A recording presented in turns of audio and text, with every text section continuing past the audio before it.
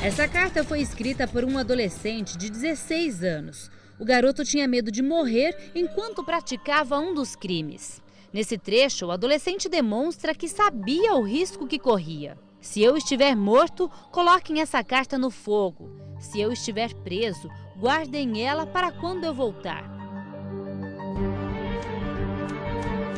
Ele ainda pede desculpas à família pelos erros que cometeu e também fala em vingança.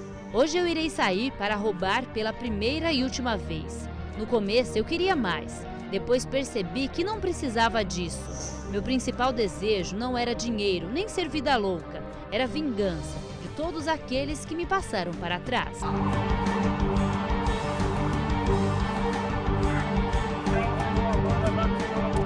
Eu deixo essa carta aí para os parentes, né? Caso acontecesse alguma coisa com ele, mais especialmente para a mãe, para a namorada e para a irmã, né? E demonstrou que estava com medo, que estava nervoso. Porém, não deu fim à carta, então não demonstrou intenção de sair dessa vida do crime, né? Pelo menos pra gente. O adolescente foi detido com outro garoto, também de 16 anos, nesse carro roubado. A perseguição foi rápida. Os policiais faziam um patrulhamento no bairro Jardim Amanda, em Hortolândia, quando eles desconfiaram desse veículo. Comando emplacamento, movimento aí. Fox Mike Hotel. City, queijo de roubo, recebe. Fox 96. Copom, tá se evadindo da viatura aqui, Marechal Rondon, Amanda, que é sério. Marechal Rondon, Amanda, tá tentando abordar. Carro Rondon, Amanda, tá acompanhando o veículo, produto de roubo. Em menos de 3 minutos, os dois adolescentes foram pegos e se entregaram. Por que você tava dirigindo aquele City lá? Porque a gente roubou. Aí usou o carro para roubar as coisas para pagar minha dívida. O carro foi roubado pelos garotos um dia antes, na cidade de Montemor. Eles teriam chegado lá na região central, próximo ao hospital, viram uma mulher saindo do veículo, do City. Eles esperaram a mulher voltar. Quando a mulher voltou, eles abordaram ela. Um entrou no banco de trás e os outros dois no banco da frente. Aí, na hora que entrou, eles ficaram com a mulher um tempo e deixaram a mulher lá no bairro São Domingos. Na delegacia, os adolescentes contam com detalhes como realizaram o assalto. Tinha uma mulher entrando no carro, aí eu peguei e entrei junto com ela na parte de trás, na vida principal. E mostrei a réplica pra ela. Durante o roubo, os adolescentes tiveram a ajuda de um terceiro suspeito. O homem, que já é maior de idade, prometeu aos garotos que iria vender o carro por R$2.000 e o dinheiro seria dividido em 3. A gente fez diligência até a residência dele, a gente conversou com os pais dele, pegamos os dados dele e vamos apresentar aqui na delegacia também. Porém, ele não foi encontrado na residência e o pai dele falou que já faz um tempo que ele não aparece. Mensagens encontradas no celular de um dos ladrões mostram que a dupla planejava um outro assalto, dessa vez em um bar ou mercado de Hortolândia. Os dois foram apreendidos e levados para a delegacia de plantão de Hortolândia. A arma de brinquedo encontrada com os jovens também foi apreendida. Agora a gente vai apresentar aí, como diz o ECA, né, tendo a violência ou grave ameaça, eles têm que ser recolhidos, têm que ser apreendidos e ser apresentado em juízo para a Vara da Infância e Juventude. Aí.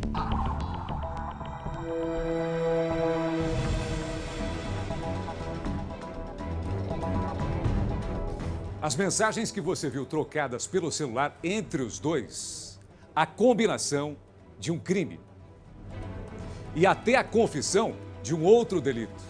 Quando em uma das frases aparecem os seguintes dizeres: vamos aproveitar o carro que foi roubado no dia anterior. Perseguição, trabalho da Polícia Militar perfeito ali, Vargas, perfeito. O acompanhamento, preservando um efeito colateral nessa perseguição e principalmente, não é, fazendo a apreensão desses dois garotos. Olha só um trecho da carta.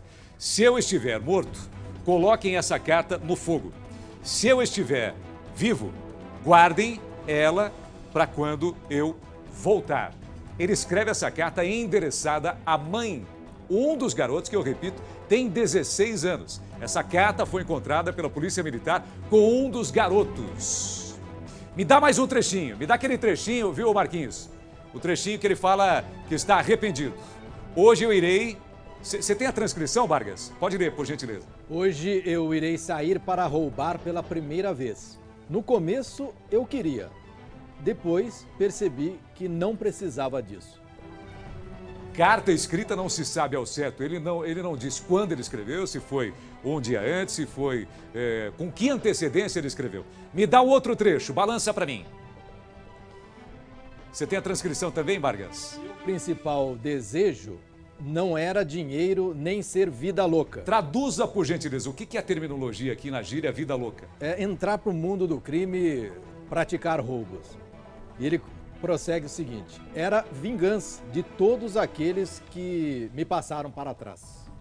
Portanto, essa carta foi encontrada com um adolescente de 16 anos que havia roubado um carro no dia anterior em Montemor. E durante uma perseguição após o assalto, ele foi apreendido na companhia de um garoto com a mesma idade, 16 anos.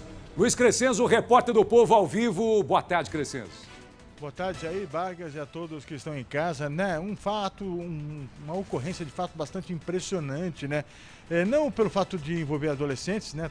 Todos os dias aqui no Balanço a gente mostra essa situação, mas essa matéria ajuda a gente a entender um pouco melhor e até a revelar um pouco melhor como é que pensa e como é que sente esse adolescente infrator que a gente mostra ao longo dos últimos meses aqui no Balanço. E para isso nós trouxemos o Carlos também para fazer um pouco dessa leitura desses adolescentes que estão cometendo crimes, né? A partir dessas cartas e das mensagens, a gente consegue ter um universo desse adolescente infrator. Consegue. Em primeiro, vamos dizer que a gente não pode falar dele especificamente, porque o Conselho Regional de Psicologia nos proíbe. Nós vamos falar genericamente de como um adolescente se comportaria nesse tipo de situação. Eu li a carta, e a carta que ele escreve na tentativa do que no Código Penal está escrito como arrependimento tardio. Eu faço um crime e aí eu depois me arrependo, então a minha pena é menor, etc. No caso dele, ele mistura os dois. Ele faz uma tentativa de arrependimento tardio, mas ele faz isto antes. Então é como se a gente tivesse um arrependimento antecipado, que não está previsto na lei. No caso genérico de um adolescente que faz isso, ele provavelmente estaria pagando, ou o adolescente que está fazendo isso, estaria pagando alguma dívida anterior.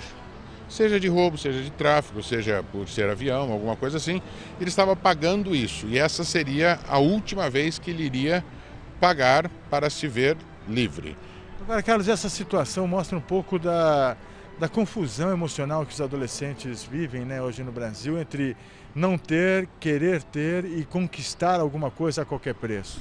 Vamos colocar primeiro que na adolescência, normalmente até 18, 19 anos, a mudança hormonal é muito significativa. Tá? Acontece também que a mídia coloca, e a sociedade em si, que você pode conquistar diversas coisas, materiais, sociais e de poder, etc. E o adolescente, já com essa variação de hormônios, ele passa a desejar essas virtudes, esses bens que a sociedade pode dar para ele. Se ele sente que ele não tem, o caminho mais fácil é a criminalidade, porque aí chega direto. Ele sabe que ele está correndo um risco, tá? Mas a gente sabe também que em torno de 10, 12% é que realmente são pegos. Os outros acabam se safando de alguma forma. Então o adolescente, ele arrisca. Tá?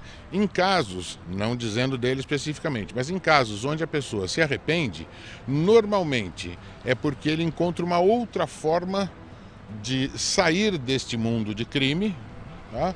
E no caso dele foi uma suposta namorada, né?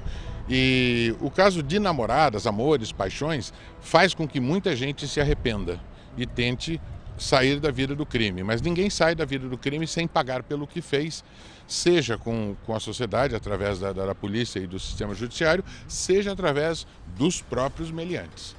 Obrigado, Carlos. Jair? Não, perfeito isso, o Crescenzi.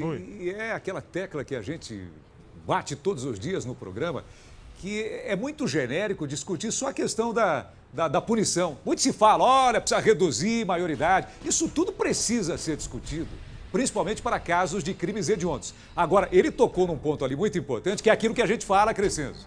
A prevenção, ou seja, dá de repente uma possibilidade, até ajudando essas famílias, uma possibilidade para o garoto falar assim, a boa não é virar um vida louca. A boa não é fazer um corre criminoso, a boa é estudar, a boa é aprender uma profissão. Eu quero ter oportunidades na sociedade para, quem sabe, ser um cidadão de bem, não é? Então é isso que a gente cobra e a gente não vê muito movimento nesse sentido.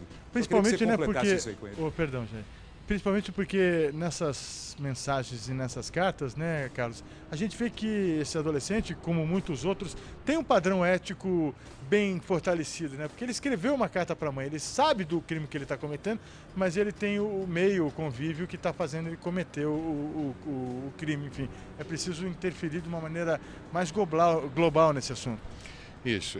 Eu diria que, normalmente, esses indivíduos que se arrependem e conseguem sair do crime, eles não têm um distúrbio de personalidade. Eles podem ter uma sociopatia, isto é, uma doença em relação à parte social em si, regras, normas, ética, etc. Mas aqueles que tentam sair, né, ou fazendo um último delito, ou realmente abandonando, sumindo, indo para outro lugar do país, etc., eles têm apenas um problema de conduta. A conduta dele vinha inadequada e ele descobriu que a conduta dele tem que ser diferente para que ele possa ser, de alguma forma, enquadrado na sociedade e sair dessa sociopatia que ele está. Obrigado, Carlos, pelas informações. Jair.